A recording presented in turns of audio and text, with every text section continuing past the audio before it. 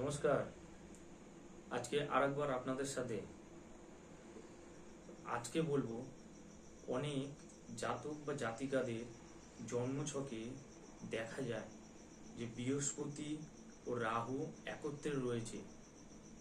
দেখুন, বৃহস্পতি ও রাহু যদি একত্রে থেকে থাকে এবং বৃহস্পতি ও রাহু যদি কোনো খারাপ রাশিতে থেকে থাকে, তাহলে এই ধরনের যোগকে কিন্তু গুরু চণ্ডালী যোগ বলা হয়। কারোর জন্মছকে যদি শুধু বৃহস্পতি উচ্চস্থ থাকে বা নিজের ঘরে বসে থাকে, তাহলে কিন্তু সেই ব্যক্তি খুব ভালো ফলাফল পেয়ে থাকে।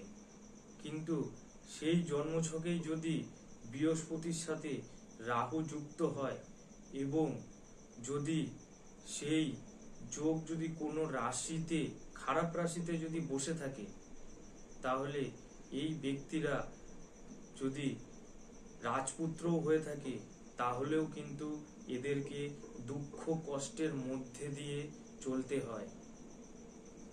তো যারা আমার সাথে যোগাযোগ করতে চাইছেন, অবশ্যই নিচে দেওয়া নাম্বারে ফোন করে যোগাযোগ করতে পারেন।